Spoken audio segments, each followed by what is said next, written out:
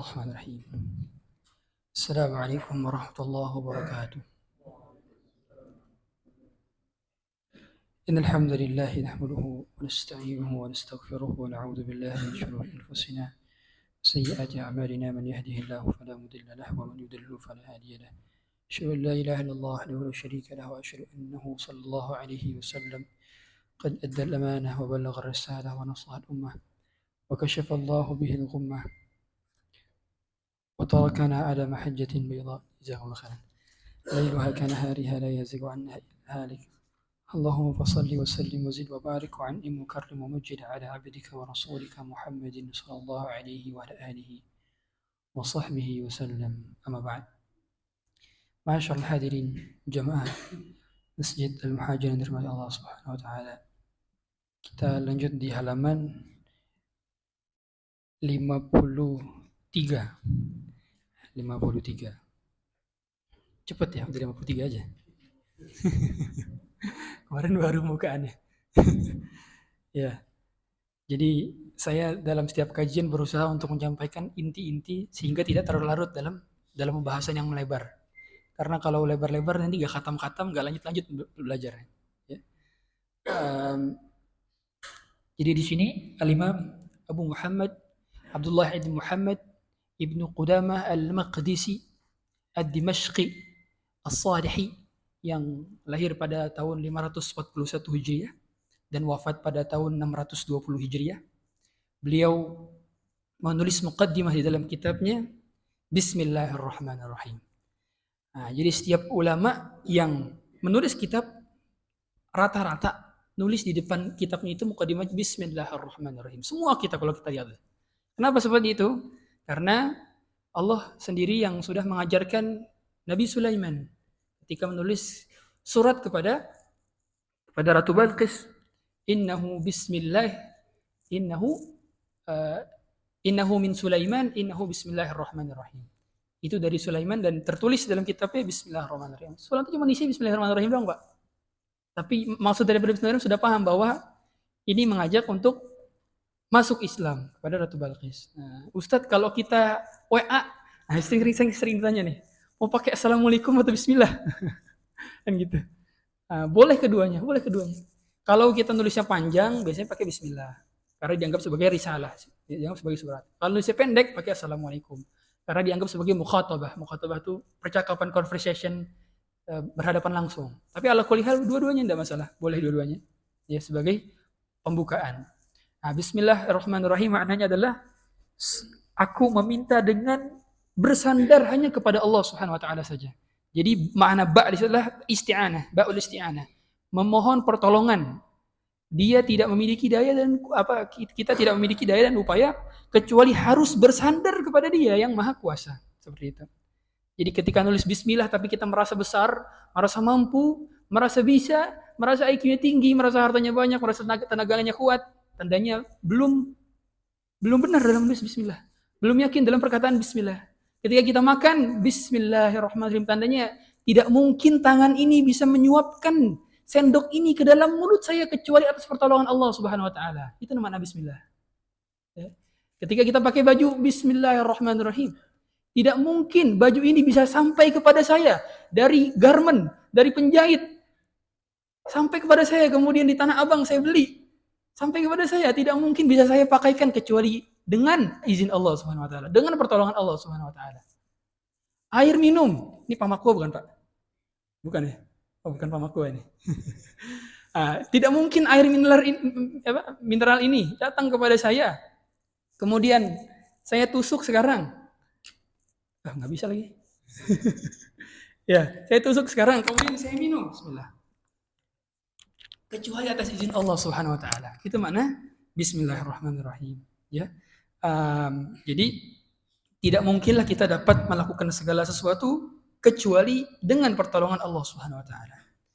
Kemudian di sini langsung dengan menyebutkan ayat yang menjadi inti daripada kitab ini. Laisa kamitslihi syai'un wa huwas samiul basir.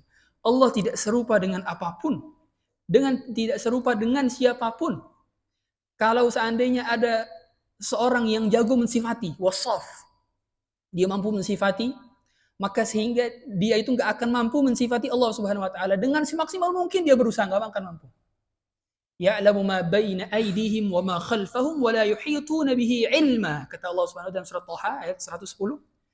Allah mengetahui apa yang akan datang dan Allah mengetahui yang telah lampau dan manusia tidak mengetahui tentang Allah kecuali sedikit saja. Kita ini tahu tentang Allah, tahu dari mana? Tahu Allah sendiri yang mengabarkan melalui kitabnya atau melalui lisan Nabi-Nya sallallahu alaihi wasallam. Selain itu kita nggak tahu. Kita nggak tahu. Kita tidak tahu bagaimana cara Allah mengatur alam semesta dengan begitu detailnya. Kita nggak tahu. Kita nggak tahu seluruh sifat dan nama-nama Allah Subhanahu wa taala karena nama-nama Allah begitu luas, begitu banyak. Yang dikabarkan sebagian doang. Sebagaimana kata Nabi SAW dalam doanya, "Aw ista'thartahu bihi fi ilmil ghaibi indak." Atau yang tersimpan di dalam rahasiamu yang tidak engkau kasih tahu kepada siapapun. Makanya dalam surat Al-Baqarah ayat 32, Subhanaka la ilma lana illa ma 'allamtana. Dengan maha suci engkau, yang mana telah memberikan kami ilmu sesuatu yang kami tidak tahu apapun. Kita ini keluar dari perut ibu kita enggak tahu apa-apa. Allahu akhrajakum min butuni ummahatikum la ta'lamuna syai'a. Kita keluar dari perut ibu kita sama sekali tidak mengetahui apapun. Kecuali Allah lah yang mengajarkan, Allah yang bimbing, Allah yang membasarkan. Kalau bukan karena Allah Subhanahu wa taala, kita enggak mungkin sekarang saya berdiri sekarang duduk di depan hadirin sekalian, gitu ya. Nah, ini inti daripada ayat di kitab ini intinya. Laisa kamitslihi syai'un wa huwas samiul basir. Jadi kan kita berkenaan dengan asma wa sifat. Ya. Kemudian masuk ke dalam ayat yang mana yang sering juga kami baca dalam surat Thaha, Ar-Rahmanu 'alal 'arsy istawa. Allah Subhanahu wa taala Ar-Rahman bersemayam di atas arsy-Nya. Di sini makna istawa para ulama khilaf maknanya. Ada yang mengatakan maknanya adalah al-ulu. Al-ulu itu ketinggi. Ada yang mengatakan maknanya bersemayam. Ya. Secara umum tapi yang menjadi pembahasan kuat adalah bersemayam atau tinggi itu ya. Itu pembahasan daripada istawa. Istiwanya Allah Subhanahu wa taala. Allah berada di atas arsy bukan berarti Allah butuh kepada arsy, bukan. Justru arsy lah yang butuh kepada Allah. Ya. Beda dengan makhluk. Makhluk duduk, misalkan saya duduk di atas karpet. Saya butuh karpet ini. Kalau saya nggak duduk di atas karpet, saya nggak bisa duduk. Tapi Allah ketika bersemayam di atas arsy-Nya, bukan berarti Allah butuh kepada arsy, bukan. Allah itu maknanya as-samad. Apa makna as-samad? Nah, as-samad itu kullun yahtaju ilaihi wa huwa la yahtaju ila ghairihi. Nah, semuanya butuh kepada Allah sedangkan Allah tidak butuh kepada semuanya. Ya, saya ulangi. Allah tidak butuh kepada semuanya sedangkan semuanya butuh kepada Allah. Itu makna as-samad. Sehingga kalau Allah menjelaskan bahwa dirinya bersemayam di atas arsy, bukan berarti Allah butuh kepada arsy. Seandainya Allah mengabarkan dirinya berdiri di atas kursi misalkan, bukan berarti Allah butuh terhadap kursi tersebut. Kursi di sini maksudnya kursi Allah Subhanahu wa taala. Kursi hakikatnya tidak sama dengan kursi bangku, bukan ya? Bukan. Jadi beda. Nah, kita nggak bisa melazimkan sesuatu dari makhluk kepada Khalik. Ya, tidak bisa. Karena otak kita terbatas, akal kita terbatas. Lahu ma fis samawati wa ma fil ard, wa ma bainahuma wa ma tahta tsara. Dialah yang menguasai segala sesuatu. Dan dialah pemilik segala sesuatu. Sehingga tubuh kita ini milik Allah. Bukan milik diri kita. Hati kita yang berada dalam dada, ini ada di dalam dada kita, tapi bukan milik kita, tapi milik Allah Subhanahu wa taala. Sampai hati kita. Ya. Makanya seluruh aset yang kita punya itu milik Allah. Terserah Allah mengambil kapan aja. Gitu. Ya, kita ini cuma dititipkan. Makanya saya sering katakan we have but nothing. We have but nothing. Kita seolah-olah memiliki, padahal kita tidak memiliki apapun. Seolah-olah punya anak, seolah-olah punya harta, seolah-olah punya keluarga, seolah-olah punya diri sendiri. Padahal semuanya milik Allah. Milik Allah. Hanya dititipkan saja. Yang mana ketika kita menjadi penitip terbaik, ya kita menjadi orang yang dititipi, harusnya kita amanah dalam melakukan segala sesuatu hal yang diamanahi dengan cara yang baik.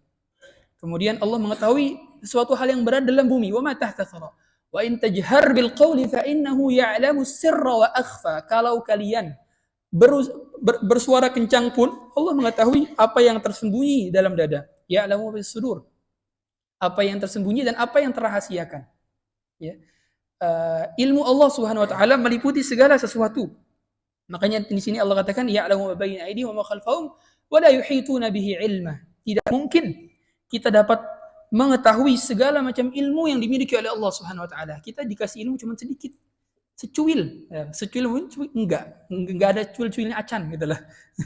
Enggak ada sedikit-dikitnya pisan, enggak ada. Hanya bagian daripada sedikit sekali yang diberikan oleh Allah kepada kita dari ilmunya yang maha luas. Sehingga mau apa kita harus sombongkan daripada ilmu kita yang sedikit ini. Ya. Sedangkan orang di luar sana mendewa-dewakan akalnya. Hakikatnya ini hamba siapa? Kok mendewakan akalnya? Ya. Makanya sempurnanya tauhid adalah ketika dia menafikan seluruh penghambaan kepada selain Allah, melainkan hanya menunjukkan penghambaan kepada Allah Subhanahu wa taala saja. Nah, di sini musannif yakni Syekh Utsaimin menjelaskan dengan syarahnya, tapi inti daripada ini sudah kami jelaskan sebelumnya. Kita lanjut di halaman halaman 60. Warasikhuna fil ilmi yaquluna amanna bihi kullu min indi rabbina. Nah, jadi di dalam mazhab ini ada mazhab-mazhab yang mentakwil, ada mazhab-mazhab yang mentashbih, ada mazhab-mazhab yang menta'til. Apa itu? Jadi di dalam asma wa sifat Allah yang Allah sebutkan di dalam Al-Qur'an itu kan ada ayat muhkam dan ayat mutasyabih. Ada ayat-ayat yang jelas, ada ayat-ayat yang rabun, kira-kira begitu, yang tidak diketahui maknanya kecuali oleh ar-rasikhina fil ilmi, orang yang kokoh dalam keilmuannya, yang memiliki makna yang dia memiliki pemahaman tentang suatu makna yang terdalam, gitu ya. Nah, sebagai contoh, ketika Allah mengatakan yadullahi fawqa aydihim, tangan Allah berada di atas tangan-tangan mereka. Kemudian Allah katakan ar-Rahmanu 'alal arsy istawa, Allah beristiwa di atas arsy-Nya. Kemudian Allah katakan wa huwa ma'akum aina ma kuntum, dia berada bersama kalian kemanapun kalian berada. Ini sebenarnya kalau digabungin jadi mutasyabih, gitu kan? Tapi hakikatnya semuanya ini muhkam. Hakikatnya muhkam. Diketahui maknanya karena ditafsirkan dengan ayat lainnya. Nah, kalau orang-orang yang dia menolak sifat-sifat Allah, dapat satu ayat, contoh tadi, yadullahi fawqa aydihim. Dia pikir, mana mungkin Allah punya tangan? Kalau Allah punya tangan berarti Allah sama dong kayak makhluknya dong. Nah, berarti dia menyamakan nih Allah dengan makhluknya. Tidak boleh. Allah mengatakan Allah punya tangan, ya udah kita imani saja. Kita imani saja tanpa membagaimanakan, tanpa menyerupakan, tanpa menolaknya. Karena itu adalah thariqah atau manhajnya para sahabat. Ketika para sahabat menerima informasi tentang bahwa Allah begini dan begitu, mereka diam, cukup mengimani saja. Mereka lebih berilmu daripada kita, dan kalaupun mereka menyingkap rahasia-rahasianya, mereka mampu, karena mereka lebih tahu dibanding kita tentang kaidah bahasa Arab, gitu kan? Begitu pula mereka hidup bersama Nabi SAW, tapi mereka tidak mengubah-ubah ayat. Nah, makanya hati-hati kalau kita lihat Quran, ada dia mentakwil. Ya, sebagai contoh dia diartikan yad itu dengan kekuasaan. Ya. Dia ini namanya mentakwil. Mentakwil. Kekuasaan Allah di atas kekuasaan mereka. Sarful ma'na an zahirihi. Jadi mempalingkan makna dari zahirnya. Zahirnya kan tangan. Ya udah kita imani. Bukan diubah maknanya menjadi kekuasaan. Ya. Ini maknanya dia menafikan hal tersebut. Atau dia bilang Allah mawujud bila makan, Allah mawujud bila makan. Allah ada tanpa tempat, Allah ada tempat. Allah yang mengatakan dia sendiri yang berada di atas arsy-Nya, udah kita imani. Kok kamu tolak kan gitu? Nggak bisa. Ya. Terus gimana cara menggabungkan dengan ayat yang mengatakan bahwa Allahu ma'akum aina ma kuntum, Allahu ma'akum aina ma kuntum, wa huwa ma'akum aina ma kuntum. Dia selalu bersama kalian di mana kalian berada. Gimana? Sedangkan Allah katakan di ayat lain, Allah berada di atas arsy-Nya. Nah, kalau ayat yang kedua ini maksudnya adalah ilmunya, bukan secara zatnya. Jadi Allah membedakan antara ilmunya dengan zatnya. Zatnya berada di atas arsy-Nya. Adapun ilmunya berada di seluruh makhluknya. Ya. Ilmunya mencakup segala sesuatu, begitu ya. Maka Allah katakan di sini, fa ammal ladzina fi qulubihim zayghun fayattabi'una ma tashabaha minhu ibtigha'a al-fitnati wa ibtigha'a ta'wilihi wa ma ya'lamu ta'wilahu illa Allah warasikhuna fil ilmi yaquluna amanna bih. Orang-orang yang memiliki zaygh. Zaygh itu artinya kecondongan terhadap kesesatan, zayghun. Fayattabi'una ma tashabah. Dia mencari-cari ayat-ayat yang mutasyabih. Ibtigha' al-fitnah. Dan itu akan menimbulkan fitnah, kerancuan di otak mereka. Wa ibtigha' ta'wilih. Kemudian mereka mentakwilkan ayat tersebut, memalingkan dari maknanya, sedangkan yang tahu hakikat maknanya hanyalah Allah Subhanahu wa taala. Wa ma ya'lamu ta'wilahu illallah warasikhuna fi ilmi. Nah, sini Allah kaitkan. Yang mengetahui maknanya Allah Subhanahu wa taala, kemudian ar-rasikhuna fil ilmi. Orang yang mengetahui dengan keluasan ilmunya. Nah, makanya kami katakan tidak ada yang mengetahui tentang Allah secara sempurna kecuali Allah sendiri. Dan tidak ada yang mengetahui tentang Allah secara sempurna setelah Allah kecuali Rasulullah sallallahu alaihi wasallam. Saya ulangi. Tidak ada yang mengetahui tentang Allah secara sempurna kecuali Allah sendiri, dan tidak ada yang mengetahui tentang Allah secara sempurna setelah Allah kecuali Rasulullah sallallahu alaihi wasallam. Dan tidak ada yang mengetahui setelah Rasulullah SAW kecuali para sahabatnya. Sedangkan orang-orang belakangan ini ketika menafsirkan ayat secara semaunya, wah ini kalau tidak merujuk kepada para salafus saleh, mau menafsirkan ayat dengan pakai otak siapa? Kan gitu. Sedangkan otak manusia sih beda-beda sekarang. Begitu kan? Miris sekali kalau ada di zaman sekarang orang menafsirkan ayat semaunya dia. Semaunya dia. Ya. Kemudian makanya di sini ketika Syekh Shalih Utsaimin ini menjelaskan tentang dua sifat ayat. Ada yang wahdih jali, ada yang musyil khafi. Ada yang ayat jelas, terang, ada juga ayat yang samar-samar. Ya. Intinya dari kedua metode ini yang harus tempuh adalah metode para salafus saleh ketika menetapkan sifat dan nama Allah tanpa membagaimanakan, tanpa menyerupakan, tanpa menolaknya, dan tanpa memalingkan makna daripada asalnya, begitu ya. Ini inti daripada ini. Nah, tapi bagaimana Ustaz ketika ada ulama yang mentakwil? Sebagai contoh seperti Al-Imam An-Nawawi, Al-Hafidz Ibnu Hajar Al-Asqalani, dalam kitab-kitab mereka mentakwil daripada makna hadis ini. Nah, kita katakan ini ulama. Mereka berijtihad. Kalau mereka pun salah, mereka berpahala satu. Ya. Idza ijtahada al-hakim fa akhta'a falahu ajr, wa idza ijtahada fa asaba falahu ajran. Apabila seorang mujtahid berijtihad kemudian dia salah, maka dia dapat satu pahala. Kalau dia benar dapat dua pahala. Jadi jangan sampai kita mentahzir Imam Nawawi mentakwil sini. Lihat kedudukannya dulu. Beliau ini ulama mujtahid. Kalaupun beliau berijtihad dan salah dan keliru, maka uzur itu wajib diuzur karena kebaikannya terlalu banyak ibaratnya. Makanya idza balagal ma'u qullatain lam yahmil khabath. Air kalau sudah 2 kullah, ya, air sebagaimana air kolam, ya, air kolam renang, 2 kullah nih.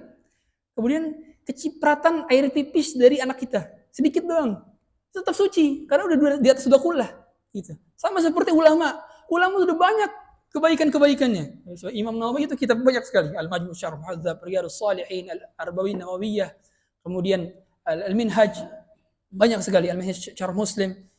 Kalau misalkan salah keliru dalam satu perkara, maka tidak menafikan kebaikan-kebaikannya seluruhnya. Nah, begitu pula kita. Ketika melihat ada orang yang keliru, hatta ustadz, ada yang keliru dalam satu perkara atau 2 perkara, kita wajib objektif. Oh, dia salahnya dalam sini dan sini. Sedangkan sisanya masih banyak kebaikan-kebaikannya. Kontribusinya dalam dakwah, meskipun berbeda afiliasi dengan kita. Meskipun berbeda jemaah dengan kita. Meskipun berbeda masjid dengan kita. Meskipun berbeda yayasan dengan kita. Tapi kalau misalkan punya kebaikan, kita akui kebaikan. Inilah objektif. Harus insaf. Jangan gara-gara keliru satu, semuanya salahan orang. Nggak ada benar-benarnya. Ini nggak adil namanya. Nggak adil. Ya, tidak adil seperti itu. Kita akui kebaikannya, yang salahnya kita akui kalau ada yang salah. Tinggal kita jelaskan kesalahannya, kemudian kita berusaha untuk menasihatinya dengan semampu kita, gitu ya. Itu diantara haruslah adil kita dalam bersikap ya. Karena ada orang sekarang ada salah ustadz salah satu, semuanya ditolak sama dia, ya, dianggap salah semuanya. Ini keliru ya. Kemudian adapun kalau orang mentakwil atas dasar hawa nafsunya, maka ini tertolak ya. Dia bisa menjadi fasik atau bahkan keluar daripada agama Islam ya. Kemudian masuk ke dalam halaman 66. Nah, di halaman 66 ini ada perkataan dari para al-imam as-salafus salih ya.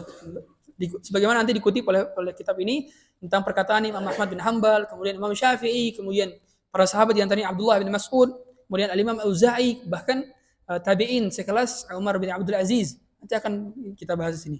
Nah, di sini Imam Ahmad bin Hanbal ketika menjelaskan tentang sabda Nabi, innallaha yanzilu ila sama'id dunya. Allah turun ke langit dunia. Nah, ini kalau orang-orang yang pakai akalnya saja, pakai otaknya, dia langsung menafsirkan dengan otaknya. Gimana Allah turun ke langit dunia? Gak mungkin kalau Allah turun ke langit dunia berarti Allah berdimensi dong. Berarti Allah membutuhkan tempat dong. Berarti Allah begini-begini dong. Enggak seperti itu. Allah Subhanahu wa taala berbeda dengan makhluk yang tadi kan. Kembali kepada ayat lagi kan. Laisa kamitslihi syai'un wa huwas samiul basir. Allah tidak sama dengan makhluknya. Ya. Makanya ketika Imam Ahmad menjelaskan tentang ini, ya udah kita imani saja, nusaddiqu bima jaa.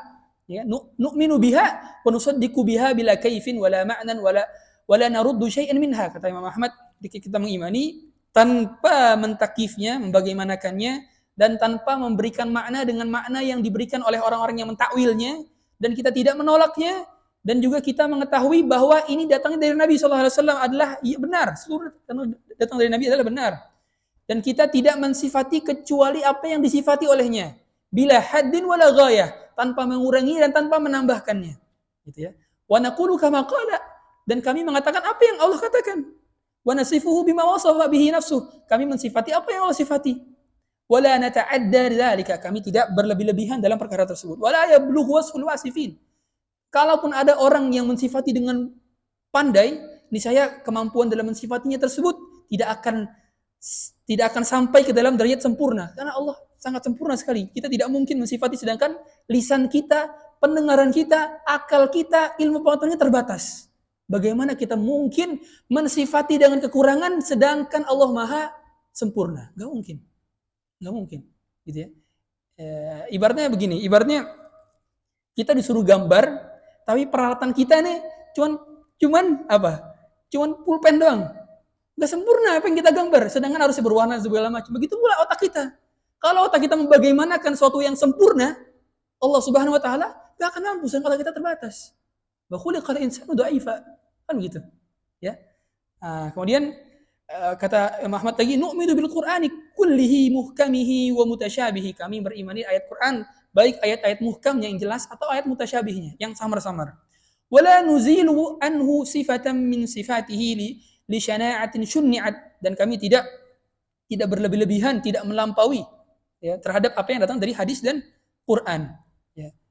Intinya demikian. Kemudian lanjut ke dalam perkataan Imam Syafi'i. Kata Imam Syafi'i sini ada halaman 69. Amantu billah wa bima jaa'a anillah ala muradillah wa amantu bi rasulillah wa bima jaa'a an rasulillah ala muradi rasulillah. Aku mengimani apa yang datang dari Allah. Aku mengimani Allah, mengimani apa yang datang dari Allah sesuai dengan maksud Allah. Aku mengimani Rasulullah, mengimani apa yang datang dari Rasulullah, dan sekaligus mengimani apa yang dimaksudkan oleh Rasulullah sallallahu alaihi wasallam. Nah, inilah akidah simpel. Makanya sebetulnya Ahlus Sunnah wal Jamaah itu paling simpel dalam memahami akidah. Enggak pusing-pusing, kan enggak pusing-pusing. Kalau apa namanya? Kalau selain daripada Ahlus Sunnah, pusing itu mikirin akidah. Mereka pakai ilmu filsafat, pakai ilmu Aristoteles dan sebagainya.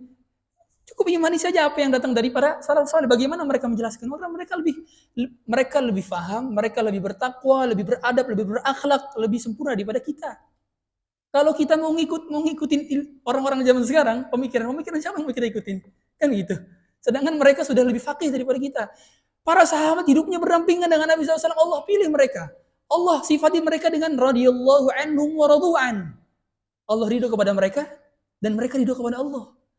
Makhluk mana yang mendapatkan ridho Allah dituliskan dalam Al-Quran selain daripada sahabat radhiyallahu alaihim? Makhluk mana lagi? Ya udah imani aja apa yang datang dari para sahabat. Sahabat akidahnya demikian, ya udah kita mengimani dengan akidah para sahabat, begitu ya. Jadi seperti itu. Kemudian di sini kita masuk ke dalam halaman 72. Di halaman 72 ini adalah peringatan bahwa orang yang masuk ke dalam ranah asma wa sifat sedangkan tidak ada dalilnya dalam Al-Quran dan Sunnah, dia mensifati Allah dengan sesukanya atau memalingkan makna daripada makna aslinya, ini tandanya dia berbuat inovasi dalam ibadah. Kita tidak boleh membuat inovasi dalam ibadah. Karena agama ini asalnya adalah lurus, sudah sempurna. Allah katakan, "Al-yawma akmaltu lakum dinakum wa atmamtu 'alaikum ni'mati wa raditu lakumul Islam madinah." Ketika Nabi sallallahu alaihi wasallam di akhir hayat hidupnya, Allah turunkan ayat ini ketika beliau haji wada. Ketika haji wada di tahun 9 atau 10 Hijriah. Allah katakan dalam surat Al-Maidah, hari ini telah kami sempurnakan Islam sebagai agamamu. Allah mengatakan sempurna. Kalau kita menambah-nambah sesuatu yang tidak ada asalnya dari Nabi SAW, maka kita sama saja mengatakan Islam ini masih kurang. Kita sama-sama saja mengatakan bahwa Islam ini belum sempurna. Sama analoginya adalah seperti sebuah masjid. Sudah sempurna ornamennya, sudah bagus lukisannya, sudah bagus karpetnya, sudah wangi. Kemudian kita ngambil pensil warna, kita gambar grafiti di masjid itu. Bagus apa jelek? Jelek. Dikiranya bagus, padahal jelek. Kan gitu. Sama seperti orang yang membuat inovasi dalam ibadahnya. Sama orang yang seperti membuat inovasi dalam perkara akidahnya. Akidah itu copy paste. Dari datang para sahabat, para salafus saleh, udah tinggal copy paste. Copy, klik kanan, paste, selesai. Nggak perlu di otak-atik lagi, gitu ya. Nah, sama seperti agama ini. Kita nggak bisa berinovasi dalam ibadah. Makanya di sini kata Nabi SAW, ini adalah di antara khutbatul wada beliau, ya. Potongan khutbatul wada beliau, bagaimana diriwayatkan oleh Abu Hurairah radhiyallahu taala di dalam Sahih Muslim. Alaikum bisunnati, hendaknya kalian berpegang dengan sunnahku, wa sunnatil khulafa ar-rasyidin al-mahdiyyin min ba'di, dan sunnah daripada khulafa ar-rasyidin, ini para sahabat yang sudah dijamin masuk surga, yakni 10 orang sahabat masuk surga. Ya, al-asyaratul mubasysyirin bil jannah, Abu Bakar Siddiq, Umar bin Khattab, Utsman bin Affan, Ali bin Abi Thalib, Abu Abdurrahman ibn Auf, kemudian Talha bin Ubaidillah, Zubair bin Awam, ya, dan seterusnya sampai 10 orang ini dijamin masuk surga. Dan makanya kenapa Khalifah al-Arba'ah itu sesuai dengan urutan ini, ya. Abu Bakar, karena disebutkan Abu Bakar fil jannah, Abu Bakar di surga, Umar fil jannah, Utsman fil jannah, Ali fil jannah. Urutan ini sesuai, ya, sesuai dengan khalifah Rasyidin, karena mereka yang mewariskan ilmu Nabi sallallahu alaihi wasallam. Min ba'di 'addu 'alaiha bin nawajidh, dan gigitlah sunnah tersebut dengan gigi geraham. Maksudnya gimana kata para ulama adalah seolah-olah itu kita tenggelam, kemudian cuma dikasih satu tali tambang doang, dan kita nggak bisa hidup kecuali pegang tali tambang tersebut dengan sekuat tenaga untuk bisa bertahan hidup. Seperti itulah hendaknya kita memegang sunnah ini. Nah, ya. Jadi harus dipegang erat-erat. Sekali lepas, wah udah. Mau pegang sama apa lagi kan gitu. Ya, sunnah sini maksudnya adalah Al-Quran dan hadis, gitu ya.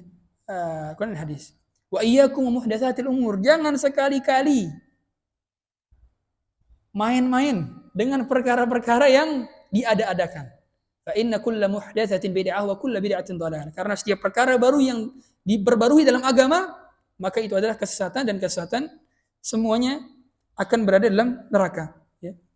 Ini adalah perkataan dari Nabi sallallahu alaihi wasallam yang hendaknya kita renungkan terus, bahwa agama ini sudah sempurna dan tidak perlu disempurnakan lagi. Agama ini sudah final, nggak bisa kita revisi lagi.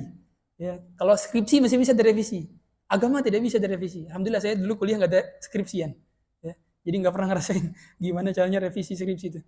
Kemudian sunnah dan bid'ah dan hukumnya masing-masing. Ya, makanya di sini Nabi SAW itu sudah diutus menjadi uswah hasanah, sempurna membawa syariat. Laqad kana lakum fi Rasulillahi uswatun hasanah liman kana yarjullaha wal yawmil akhir.